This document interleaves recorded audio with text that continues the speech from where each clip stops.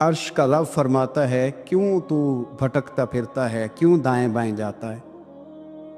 چپ کر کے مسجد آ جا اور لوگوں سے بچ کے تنہائی میں میرا ذکر کر۔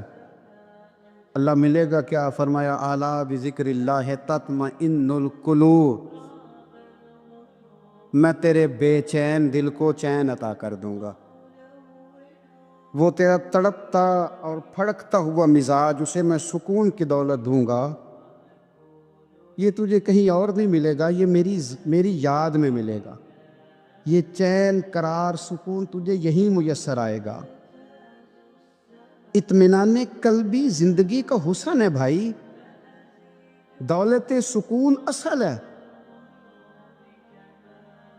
بڑے ٹھنڈے کمرے میں کچھ لوگوں کو نیند نہیں آتی، اور داتا صاحب رحمت اللہ علیہ آپ جائیں تو دونوں سڑکوں کے بیچ جو فٹ پاتھ ہے نا، اس پہ بھی کچھ لوگ سوئے ہوتے ہیں۔ ادھر سے بھی گاڑیاں گزرتی ہیں، ادھر سے بھی گاڑیاں گزرتی ہیں، لیکن بس نیند ہے نا، اللہ کا فضل ہے، اس نے دے دی ہے، آنے والوں کو آ گئی ہے۔ اطمینان قلبی، میرا معاشرہ بے سکون ہے، بے قرار ہے۔ مجھے کچھ لوگ کہتے ہیں جی میں آج کل بڑا بور ہو رہا ہوں، تو میں کہتا ہوں یار ہمیں تو ٹائم ہی نہیں ملا آج تک بور ہونے کا، نہیں وقت ہی نہیں اتنا میسر آیا، کون سا ٹائم نکالے جس میں بندہ بور ہو؟ وہ تو ہے کہ انسان کچھ فارغ ہو، کہیں اس کے پاس گنجائش ہو تو بور بھی ہو لے۔ کیسے بور ہو لیتے ہو؟ یہ کیا ہوتا ہے بور ہونا؟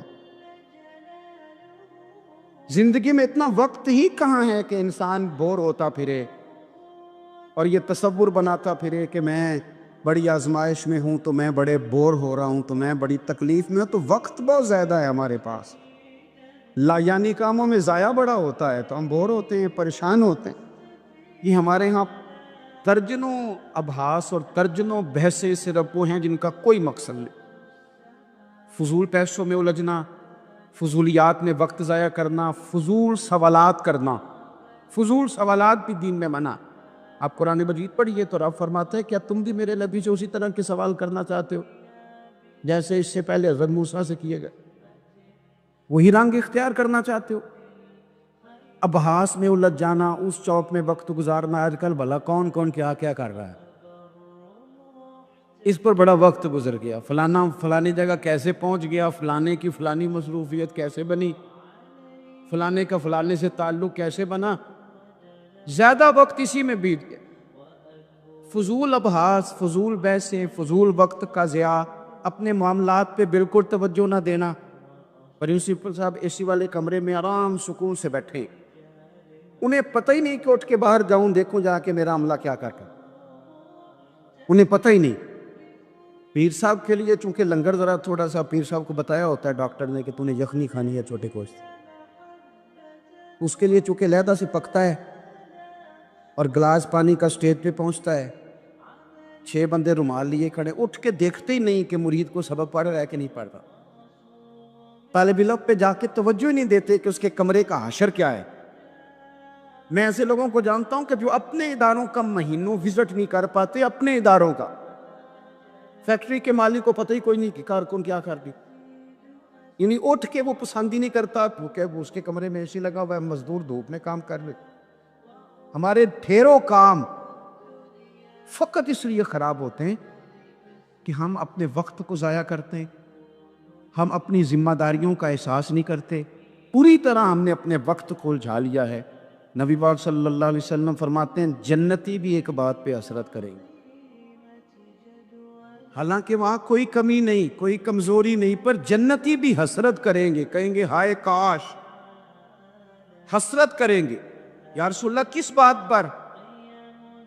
تو حضور فرمانے لگے وہ وقت جو دنیا میں ان سے ضائع ہو گیا، خدا کا ذکر نہیں کر سکے، درود نہیں پڑھ سکے، جو وقت ضائع ہو گیا، اس وقت پر جنتی بھی جنت میں جا کے حسرت کرے گی کہ یار یہ کیوں ضائع کیا۔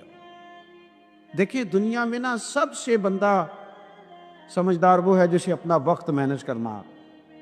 ہم کیا کرتے ہیں، ایک چیز کو گلے لگا کے باقی کاموں سے بھی رہ جاتے ہیں۔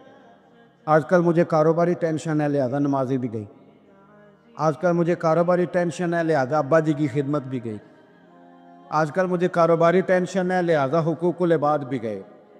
کیونکہ کاروباری ٹینشن ہے تو لہذا کسی سے ہنس کے مسکرا کے بات کرنے والی جو نیکی تھی وہ بھی گئی. ایک ٹینشن آئی ہے نا تو ہم نے سارا کچھ اسی کھاتے لگا دیا ہے، وہ تو آتی رہے گی. نبی پاک صلی اللہ علیہ وسلم نے 23 سالوں میں انقلاب برپا کیا. آپ دیکھ لیں کون سا ایسا موقع ہے جہاں سکون سے کسی نے بیٹھنے دیا. کبھی کافر بدر میں آ گئے، کبھی احد میں آ گئے، کہیں خندق میں آ گئے، کہیں خیبر میں آ گئے. وہ معاملہ اپنی جگہ پہ تھا تو یہاں مدینے میں یہودیوں کی سازشیں شروع ہو گئیں. وہ اپنے مقام پر ایک معاملہ تھا تو منافقین اندر تھے. وہ الگ سے عبداللہ بن ابی سلول کا گروپ الگ سے سازشیں کرتا تھا. پر ان ساری پریشانیوں کے باوجود اور جو نجی اور ذاتی دکھ تھے وہ بھی اپنی جگہ پہ قائم. کبھی حضرت ختیجہ وصال کر گئی، کبھی حضور کی بڑی شہزادی کا وصال ہو گیا. حضور بدر کی فتح کر کے آ رہے تھے تو حضرت عثمان غنی نبی پاک کی شہزادی کو دفن کر کے آ رہے تھے، تدفین ہو رہی تھی. یہ سارے نظام دکھ بھی ساتھ رہے اور ان سارے کاموں کے باوجود رسول پاک تہجد بھی وقت پہ پڑھتے رہے، صحابہ کو قرآن بھی وقت پہ سکھاتے رہے. رسول پاک صلی اللہ تعالیٰ علیہ وآلہ وسلم لوگوں سے مسکرا کے بھی وقت پہ ملتے رہے. حسنین کو کندھوں پہ بٹھا کے وہ والا معاملہ بھی وقت پہ کرتے رہے. سارے کام ساتھ ساتھ ہوتے. ہم نے ایک تو چیز کو بگو دی، یہ نہیں صحیح ہو رہا لہذا سارا کچھ ہی خراب. ہمارا وقت ضائع ہو رہا بھائی، اور تیزی سے ضائع ہو رہا. کام بڑے قیمتی ہیں، اپنے آپ کو قیمتی سمجھیں. آپ دیکھیں نا ہمارے صوفیاء کہتے ہیں کہ وہ بار کچھ پہچاننا، اللہ کی معرفت حاصل کرنا، آگے بڑھنا یہ تو دور کی باتیں. سب سے پہلا کام یہ ہے کہ من عرف نفسہ، اپنے آپ کو تو پہچان. امام علی مقام آرام سے مسجد نبی میں بیٹھے تھے. زمانہ پوری دنیا سے جاتا تھا، ہاتھ چومتا تھا، قدموں میں بیٹھتا تھا.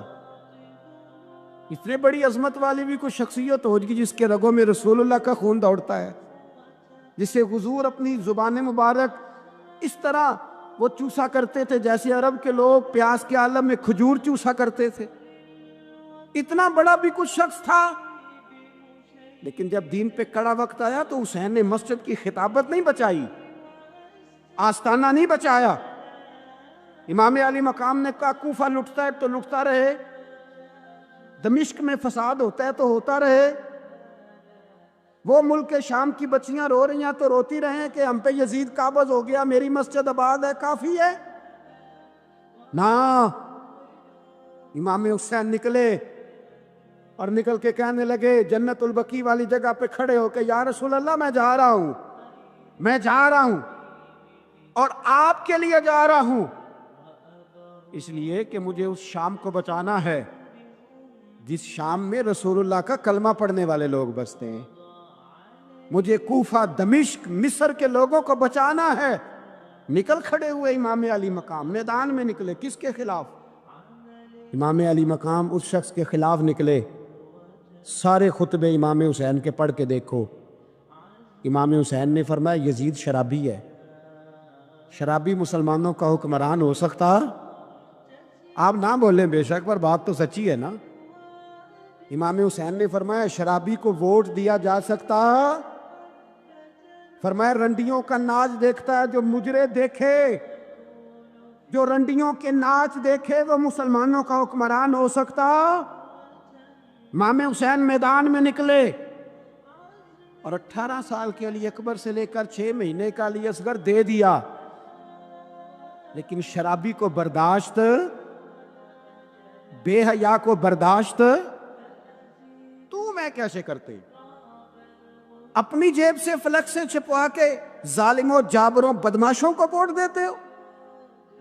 امام حسین کو تیری دیگ کی ضرورت ہے جو تو 10 محرم پہ پکاتا ہے، چاولوں کی ضرورت ہے جو تو نے 9 محرم کو پکائے.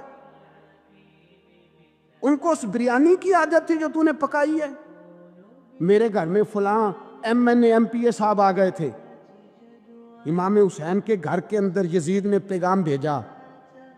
اس نے کہا جیسے کہو گے کر لوں گا، اتنے پیسے کہو گے دے دوں گا، جتنی مسجدیں کہو گے بنوا دوں گا، جتنے ادارے کہو گے تعمیر ہو جائے، مجھے نہ چھیڑو. آپ نے فرمایا نا، مسجد مدرسے اس وقت آباد رہتے ہیں جب حکمران صحیح ہوتے ہیں، اور جب حکومتیں غلط ہوتی ہیں تو پھر مساجد آباد، پھر مدارس کی آباد کاری ہو ہی نہیں سکتی۔ میں دین میں نیا رکھنا کھول دوں؟ امام علی مقام کھڑے ہوئے، پر میں کیا کروں؟ حکومت کیا کروں؟ حکومت سے کیا کہوں؟ اگر میری ملت کے اپنے جوان کے موبائل میں رنڈیوں کا ناچ ہو تو 10 محرم کو تو امام حسین کربلا میں تڑپ جاتے ہوں گے۔ اگر 9-10 محرم کو جو نکلا امام علی مقام کی بات کرنے کے لیے، وہ نوجوان اگر سگریٹ کا، شراب کا، بدماشی کا عادی ہو تو حضرت علی اصغر کہیں گے نا میری قربانی کا کیا بنا؟ وہ تو نکلے تھے عریانی اور فحاشی کے خلاف۔ اور اگر ملت کا جوان روز چوک میں کھڑے ہو کے لڑکیوں کو تاڑتا ہو تو حضرت علی اکبر تو اپنی قبر میں روتے ہوں گے کہ یہ اس قوم کے لیے جان دے دی جو آج جزیدی طریقوں پہ عمل کر رہی ہے، جو ساری رات گند دیکھ کے سوتی ہے، جو ساری رات بے حیائی، فحاشی اور عریانی میں لگی رہتی ہے، ان لوگوں کے لیے جان دے دی۔ اتنا ظلم ان شہیدوں کے ساتھ، اور 10 محرم کو دیگ پکا کے کہتا ہے میں امام حسین کا ماننے والا ہوں، میں امام علی مقام سے پیار کرنے والا ہوں۔ نہ بھائی، امت مسلمہ کو بیدار ہونا پڑے گا۔ امام علی مقام میدان میں نکلے، ڈٹ کے نکلے، اور امام نے فرمایا میدان میں نکل کر کہ میرا وطن مدینہ ہے، میرا وطن مدینہ ہے، پر مدینہ بعد میں، رسول اللہ کا دین پہلے۔ تو پاکستان کی بات کرتا ہے؟ امام علی مقام نے فرمایا مدینے کی شہریت بعد میں، رسول اللہ کا دین پہلے، اور تیرے تو بچے عام سے ہیں۔ امام حسین نے فرمایا میری گود میں جو بچے ہیں وہ رسول اللہ کے نواسے ہیں، پر بچے بعد میں، نبی پاک کا دین پہلے۔ آپ نے فرمایا تیری بیٹی بڑی باوقار ہوگی، اس کی بڑی عزت ہے، تو کہتا ہے بیٹی کی وجہ سے بلیک میل ہو گیا، لیکن جو شان خدا نے حسین کی بیٹی کو عطا فرمائی، جن بچیوں کا سر کا بال ننگا ہو جائے، سر کا بال ننگا ہو جائے، تو امام شورانی فرمایا کرتے تھے اگر مدینے میں کسی سید زادی کے سر کا بال ننگا ہوتا تھا تو سورج اپنا منہ چھپا لیا کرتا، سورج چھپ جاتا تھا بادلوں کی اوٹ میں، اور مدینے والے سمجھ لیتے تھے کہ گھر میں کام کرتے کرتے کسی سید زادی کے سر کا کوئی بال ننگا ہو گیا۔ ان شہزادیوں کا اتنا وقار۔ ایک روایت میں نے پڑھی، کلیجہ منہ کو آیا، مصطفیٰ کریم بیٹھے تھے تو سیدہ عائشہ صدیقہ رضی اللہ تعالیٰ نے عرض کی یا رسول اللہ صلی اللہ علیہ وسلم، وہ دیکھے سیدہ فاطمہ آ گئی ہے، وہ دیکھے بی بی صاحبہ بغیر بتائے آ گئیں۔ حضرت فاطمہ الزہرا آئی، حضور نے فرمایا فاطمہ بغیر اطلاع کے؟ حضور چھوٹا سا کام تھا۔ کیسے آئی ہو؟ تو بی بی صاحبہ نے نا، عورتوں کا پلو ہوتا ہے نا چادر کا، تو پلو کھولا تو ایک روٹی بندھی ہوئی تھی، ایک روٹی چادر میں۔ یہاں لوگ زیور باندھتے، دولت باندھتے، ایک روٹی حضرت فاطمہ نے پلو میں باندھی، کھول کے پیش کی۔ کہا بیٹے یہ کیا ہے؟ کہا ابا جی کئی دنوں سے گھر میں روٹی نہیں پکی تھی، آج علی کچھ جون لائے تھے، پیسے ہیں، چند روٹیاں بنی ہیں، تو بچوں نے تو کھا لیا، تو میرے سامنے بھی ایک روٹی آئی تھی، میں نے لقمت دوڑا تو مجھے خیال آیا پتہ نہیں مصطفیٰ نے کھایا ہے کہ نہیں کھایا، پتہ نہیں حضور نے روٹی کھائی ہے کہ نہیں، میں لے کے حاضر ہو گئی ہوں، مہربانی فرمائے۔ تو فرمایا بیٹے بیٹھ جا۔ حضرت فاطمہ بھی بیٹھ گئی، سیدہ عائشہ کہتی حضور بھی بیٹھ گئے۔ فرمایا فاطمہ کتنے دنوں سے نہیں کھایا؟ عرض کی حضور 3 دن سے۔ فرمایا بیٹے میں نے 5 دن سے نہیں کھایا، آ جا، دونوں باپ بیٹی مل کے کھاتے ہیں۔ روٹی 2 حصوں میں حضور نے بانٹی، فرمایا چل آدھی تو کھا آدھی میں کھاتا ہوں۔ حضرت فاطمہ نے لقمہ توڑ کے منہ میں رکھا تو رو پڑی، حضور 5 دن سے نہیں کھائی۔ بولا بیٹا چپ کر، ہمارا دنیا سے کیا تعلق، ایک پل رہ گیا ہے، بس اللہ پھر جنت کی ساری نعمتیں عطا فرمائے، رونے والی بات ہی نہیں ہے اس میں، بس ہمارا کیا تعلق، ایک پل ہے، پھر مالک بڑا کچھ عطا کرے گا۔ او بھائی، جو کائنات کے مالک و مختار تھے، جو ابرو کا اشارہ کرے تو حضرت جبریل جنت کی نعمتیں لے کے آ جائے، انہوں نے تو دنیا کی جانب توجہ ہی نہیں کی، ان کا تو خیال ہی نہیں آیا، دنیا ہی دنیا، دولت ہی دولت، ہر آدمی دولت کے ترازو میں تولنے لگا ہے۔ اب تو کلیجہ پھٹتا ہے، اب تو لوگ پوچھتے ہیں، اور میں کبھی کبھی بڑا مجبور ہوتا ہوں، آزمائش میں آ جاتا ہوں، لوگ کہتے ہیں جناب آپ سے کچھ قرآن کی آیات سننی ہے، آپ کتنے پیسے لیں گے؟ کچھ حدیثیں سننی ہے، کیا اس کا معاوضہ ہوگا؟ آپ سے اس نبی کا نام سننا ہے جس کا آپ کھاتے ہیں، جس کے نام پر آپ نے عزتیں لی ہے، ان کا نام سننا ہے، آپ کا ریٹ کتنا، آپ کتنے میں بیچیں گے؟ وہ نعت جو غذا ہے وہ کتنے میں بکے گی؟ جب دنیا داری کا یہ اشر ہو جائے کہ وہ رسول اگر ان کا نام نہ رہے تو ہماری سانسیں ہی نہ چلے، ان کا نام بھی جب اس طرح کمرشل کر کے لیا جائے اور اس طرح وہ چیزیں بھی ریٹ میں آ جائیں، تو بھائی اس سے بڑی اور دنیا داری کیا ہوگی؟ یہ جو دنیا کی محبت ہے نا، یہ ہر گناہ کی جڑ ہے۔ جب انسان دنیا کی دولت سے پیار کرنے لگ جاتا ہے، پھر وہ قتل بھی کرتا ہے، پھر وہ ظلم بھی کرتا ہے، پھر وہ زیادتی بھی کرتا ہے، پھر وہ حرام بھی کھاتا ہے، پھر وہ یتیم کو بھی لوٹتا ہے، پھر بیوہ کا مال کھانا بھی اسے پریشان نہیں کرتا، پھر کروڑوں روپیہ ہضم کر لیتا ہے، لکڑ پتھر ہر چیز اس کو ہضم ہونے لگتی ہے۔ اصل بات یہ ہے کہ اسے محبت دنیا کی دولت سے ہو گئی ہے۔ ایک بزرگ کے پاس ایک نوجوان آیا، اس نے کہا حضرت جی میرا نماز میں دل نہیں لگتا۔ تو بزرگ فرمانے لگے تیرا مسئلہ اصل یہ نہیں، تیرا مسئلہ اور ہے۔ انہوں نے کہا حضور سمجھا دیں۔ تو وہ فرمانے لگے کچھ بندے ایسے ہیں جو تمہیں ٹیلی فون کرتے ہیں اور تم ان کا فون نہیں اٹھاتے، اور کچھ ایسے ہیں جن کو تم دن میں خود 3 دفعہ فون کر کے حال پوچھتے ہو۔ حضور کیا مطلب؟ فرمانے لگے جس سے پیار نہیں نا، اس سے اظہار بیزاری ہے تو اس کا فون بجتا رہے تو کہتے ہیں میں تھا نہیں، میں موجود نہیں تھا، فون چارجنگ پہ تھا، گھر چھوڑ گیا تھا، بہانہ ہے۔ اور جس سے محبت ہے اس کو ٹیلی فون کر کے کہتے ہیں آپ پریشان تو نہیں ہوتے؟ بس میرا سلام لینے کو دل کر رہا تھا۔ فرمانے لگے کہ تیرا اصل مسئلہ یہ ہے کہ تو نے محبت نہیں کی اللہ رسول سے۔ اگر تیرا خدا رسول سے پیار ہوتا تو یہ جملہ کیسے آتا کہ نماز کو دل نہیں کرتا؟ پھر تو تیرا تہجد کو بھی دل کرتا، پھر تو تیرا ہر وقت قرآن پاک سینے سے چمٹائے رکھنے کو دل کرتا ہے، اس لیے کہ تیرا مقصود اللہ کی ذات ہوتی، تو کہ مقصود دنیا داری ہے، مقصود دولت بنا لیا معاذ اللہ، مقصود ایک رنگ بنا لیا ہے، اس کا نقصان قوم اٹھا رہی ہے۔ نقصان رشتوں میں، نعتوں میں حسن نہیں رہا، پیار نہیں رہا، ترتیب نہیں رہی۔ ایک ناروے سے دوست نے فون کیا، مجھے کہنے لگے آپ بڑی تقریریں کرتے ہیں، کوئی ہمارے حق میں بھی کر دو۔ میں نے کہا کہ آپ کو کیا ہے؟ کہنے لگے آپ پردیسیوں کی مجبوریاں نہیں سمجھتے۔ میں نے کہا کیا ہوا؟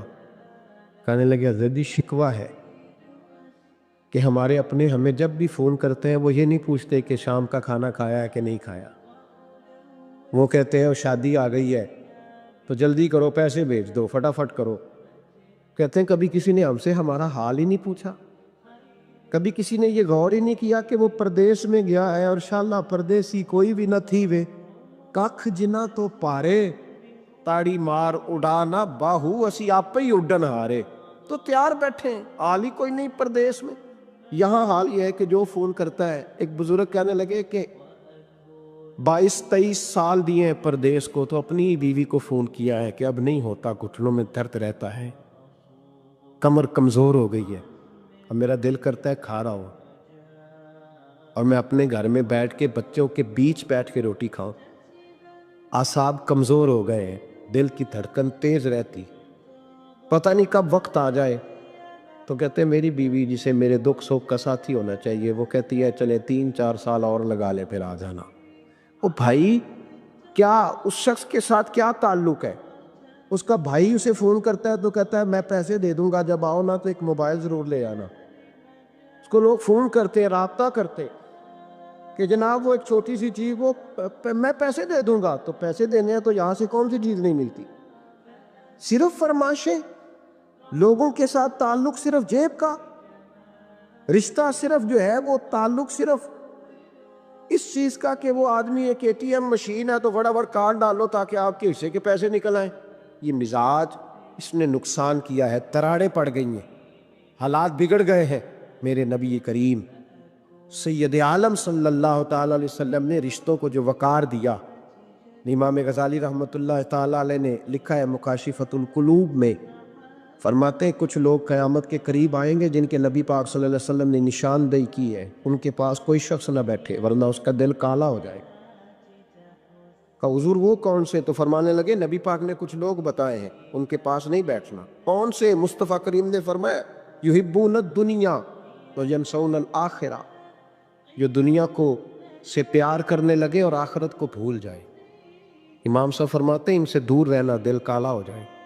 یحبون المال وینسون الحساب، وہ جو نبی پاک نے فرمایا نا کچھ لوگ آئیں گے جو مال سے تو پیار کریں گے پر اس کے حساب کو بھول جائیں گے، ان سے بچنا۔ فرمایا یحبون الحضور وینسون المقبرہ، جو مکانوں سے تو پیار کریں گے پر اپنی قبروں کو بھول جائے گی۔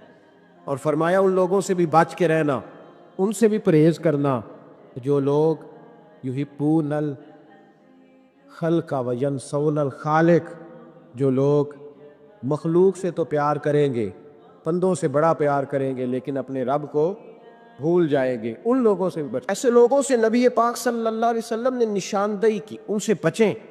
تعلقات میں خلوص ہوتا ہے، جب کوئی آپ کی غربت سے پیار کرتا ہے تو وہ آپ کا اصل دوست ہوتا ہے، جب وہ آپ کی تنہائیوں سے آزمائشوں سے پیار کرتا ہے تو اس کا آپ کے ساتھ رشتہ خالص ہوتا ہے۔ جو آدمی دولت کو دیکھ کر پیار کرے اور دولت کو دیکھ کر آپ کے ساتھ وابستگی کا اظہار کرے تو اس شخص کا پیار سیدھا سیدھا، میرے رسول پاک سید عالم صلی اللہ علیہ وسلم نے ہمیں استغنا کا حکم دیا ہے، بے نیازی کا۔ یہ دنیا داری میں الجھنا، دنیا کے بن کے جینا، دنیا کے ہو کے رہنا، آپ یقین کریں سارے رشتے، میں نے سعودی عرب میں پیر دیکھے، پیر مریدوں کی لسٹیں لے کے جاتے، ان کو ٹیلی فون ہوتا ہے تمہارے پیر صاحب آ گئے تم بھی پہنچ جاؤ، ٹھنڈی بوتلیں لے آنا آتی دفعہ، وہاں وزن اٹھایا نہیں جاتا واپسی پہ۔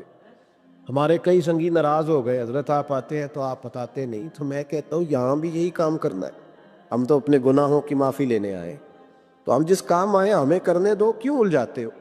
وہاں جا کے بھی جہاں خالصتاً انسان کا رجوع اللہ کا وقت ہے، وہاں بھی وہی حالات پیدا ہو گئے، ہر طرف دنیا داری۔ اور یہ پیروں کی بات کرتا ہوں تو آپ بڑے مسکراتے ہیں، میں نے بڑے بڑے مفت خورے دیکھے ہیں، بڑے بڑے، تو یہ ہر طبقے میں ہوتے ہیں، ہر طبقے میں۔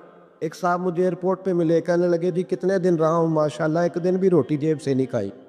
میں نے کہا بڑے کامیاب ہو کے آ رہے ہیں آپ، یہ تو بات باعث فخر ہے، جا کے کسی اخبار میں فوٹو چھپواؤ۔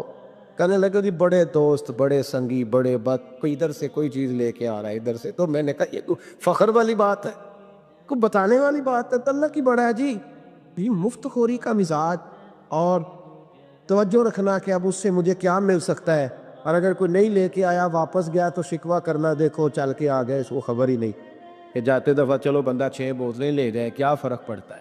یہ کمزور ذیل ہے، یہ دنیا داری ہے، یہ نفس پرستی ہے، یہ پیسے کی غلامی ہے۔ میرے نبی پاک صلی اللہ علیہ وسلم نے فرمایا جو رب کے بندے ہوں گے ان کے قیامت کے دن چہرے چمک رہے ہوں گے۔ تو یا رسول اللہ صلی اللہ علیہ وسلم اس کے علاوہ بھی کچھ بندے ہیں؟ فرمایا لعن عبد الدنیا وعبد الدرہم، فرمایا کچھ دنیا کے بندے ہیں، کچھ درہم کے بندے ہیں، ترجمہ یوں کر لو کچھ ڈالروں کے بندے ہیں۔ یہ حدیث مشکات میں موجود ہے، ڈالر کے، ریال کے، لاکھ کے، کروڑ کے بندے۔ حضور وہ کون ہے؟ فرمایا لعن عبد الدنیا وعبد الدرہم، جو دنیا کا اور دولت کا بندہ بنے وہ لعنتی ملعون ہے۔ یہ خدا کا بندہ رہا ہی نہیں، یہ پیسوں کا بندہ بن گیا ہے، دولت کا بندہ بن گیا ہے۔ اس کا معیار بدل گیا ہے۔ حضرت سالم بن عبداللہ بن عمر حضرت عمر فاروق کے پوتے تھے، کعبے کا طواف کر رہے تھے، طواف مکمل ہوا، 8واں استلام کر کے مقام ابراہیم کے پاس نماز پڑھنے لگے تو خلیفہ وقت کا آ گیا، گورنر۔ السلام علیکم کے بعد اس نے فوراً بات چھیڑی، کہنے لگا حضور کوئی حکم ہو تو بتائیے گا۔ آپ کہنے لگے تو بڑا ہی بیوقوف ہے یار، مجھے کس نے گورنر بنایا؟ بڑا تو بیوقوف ہے، تجھے تو سلیقہ ہی نہیں بات کرنے کا۔ حضور کیا ہوا؟ فرمانے لگے خدا کے گھر میں آ کے اور کعبے کے سامنے کھڑے ہو کے میں بندوں سے سوال کروں، یہاں کے بھی بندوں سے مانگو تو بڑا ہی بیوقوف ہے۔ سامنے اس کا گھر ہے، سامنے اس کا گھر ہے بیت اللہ اور حجر اسود اور مقام ابراہیم اور مقام ملتزم، اور یہاں بھی میں بندوں سے مانگوں؟ کہتا ہے مجھے بھی کبھی کسی نے ڈانٹا نہیں تھا، میرے بھی پیروں تک پسینہ نکل گیا، تو میں مسجد الحرام سے پار نکل کے، یوں سمجھ لیں کہ جب لوگ باب عبدالعزیز سے یا باب فہد سے باہر آ جاتے، کہتے ہیں باہر نکل کے نا میں کھڑا ہو گیا، میں نے کہا چلو فارغ ہو کے آتے ہیں تو بات کرتا ہوں۔ حضرت فارغ ہو کے آئے، تو میں نے کہا حضور اب تو بیت اللہ سامنے نہیں، اب بھی کوئی سوال کرے؟ تو فرمانے لگے اچھا ضروری ہے؟ کہا حضور ضروری ہے۔ تو فرمانے لگے چل پہلے بتا تجھ سے دین مانگوں کہ دنیا مانگوں، بول۔ تو کہنے لگا حضور میرے پاس تو دنیا ہی ہے، دین تو آپ کے پاس ہے۔ جب یہ جواب دیا تو حضرت سالم چلنے لگے، اور چلتے چلتے فرمانے لگے جا اپنا کام کر، دنیا تو میں نے اس سے کبھی نہیں مانگی جس نے دنیا بنائی ہے، میں نے اس سے نہیں کبھی مانگی، تو کیا حیثیت رکھتا ہے؟ میں نے تو اس سے بھی جب بھی مانگا ہے یا اس کا قرب مانگا ہے یا اس کے رسول کی غلامی مانگی ہے، وہ اس سے نہیں مانگتا جس نے بنائی ہے، تو کیا دے سکتا ہے؟ تیری کیا حیثیت ہے؟ تو بھائی ان لوگوں نے قریب پھٹکنے نہیں دیا، ان کے قریب یہ چیز آئی نہیں، بے نیاز لوگ تھے، توجہ ہی نہیں تھی۔ حضرت محبوب سبحانی غوث اعظم شیخ عبد القادر جیلانی رضی اللہ تعالیٰ، آپ ایک کاروبار بھی کرتے تھے، تو آپ کا کچھ مال آ رہا تھا جہاز کے ذریعے، ایک بندے نے خبر دی کان میں حضور جہاز ڈوب گیا ہے، فرمانے لگے الحمدللہ الحمدللہ۔ ڈوب گیا جناب، یہاں جہاز ڈوب جائے تو بندہ بھی ڈوب جاتا ہے۔ کہتے ہیں صاحب انتقال کر گئے، 10 لاکھ کا نقصان ہو گیا تھا، مال ڈوب گیا پورا جہاز ہی، فرمایا الحمدللہ، اور تم نے جلدی کی خبر دینے میں سبق پڑھا رہا تھا، کیوں مجھے دخل اندازی دی تم نے میرے کام میں، کیوں دخل اندازی کی؟ اب الحمدللہ۔ تھوڑی دیر کے بعد اس نے پھر کان میں کہا حضور وہ غلط خبر تھی، جہاز بچ گیا، فرمانے لگے الحمدللہ۔ پھر شاگردوں سے کہنے لگے میرا چہرہ دیکھ رہے تھے پہلی خبر کے بعد بھی، اس خبر کے بعد بھی؟ تو حضور دیکھ رہے تھے، فرمایا کوئی تبدیلی تو نہیں آئی؟ کہا حضور نہیں، فرمانے لگے شکر الحمدللہ، رب نے میرا دل دولت سے نہیں جوڑا، اپنی ذات کے ساتھ جوڑ کے رکھا ہوا ہے، تبدیلی تو نہیں آئی، یہاں تو ٹینشن ہی ٹینشن ہے، ڈپریشن ہی ڈپریشن، اور بات کس کی ٹینشن ہے؟ پیسے کوئی نہیں، دولت کوئی نہیں، کوئی چکر چل جائے نا کبھی، اس سے بھی کبھی پوچھ جس کے پاس ہے، وہ تجھ سے زیادہ غریب ہے، اس سے کبھی پوچھ، وہ تجھ سے زیادہ آزمائش میں ہے۔ غریب شہر تو فاقوں سے مر گیا، لیکن امیر شہر نے ہیرے سے خودکشی کر لی، اس کو بھی تو پوچھ اس کا کیا حال ہے۔ دانش مندان دا کم نہیں، دل دنیا نہ لانا، اس ووٹی کئی خامد کی تھی، تو جو کیتا سو کھانا، یہ تو کام ہے اس کا، بڑے آئے بڑے چلے گئے، بڑے آئے بڑے نکل گئے، توجہ ہی نہیں، مزاج ہی نہیں۔ حضرت مولا علی شیر خدا، علی المرتضی، امام الاولیاء، صاحب صدق و صفا، داماد مصطفیٰ صلی اللہ علیہ وسلم، اسد اللہ، حضرت علی شیر خدا رضی اللہ تعالیٰ عنہ کوفے کے چوک میں کھڑے تھے، تو کہہ رہے تھے یار میرے نا طامت پرانی ہو گئی ہے، یہ میں نے زرہ بیچنی ہے، کوئی بندہ مجھ سے خرید لو تاکہ میں نئی طامت لے لوں۔ تو ایک بندہ کان میں کہنے لگا حضور طامت کے پیسے بھی نہیں؟ فرمانے لگے پیسوں کو چھوڑ، علی کا سینہ دیکھ، اللہ نے ایمان کی دولت سے بھرا ہوا ہے، پیسے اہمیت نہیں رکھتے، ان کی وہ اہمیت نہیں جو دنیا نے بنا لی۔ فرمایا ضرورت نہیں تھی، اب ذرا احساس ہوا ہے کہ زیادہ ہی پھٹ گیا ہے، پردہ نہیں صحیح طرح پورا کرتا، تو میں نے کہا چلو زیرہ بیچ کے نیا لے لے۔ ضرورت نہیں، مزاج نہیں، طبیعت نہیں، انہوں نے ماحول نہیں بنایا، ہمارے تو ہاتھ ہو گئی۔ اتنا بری حالت ہے کہ ناقابل برداشت،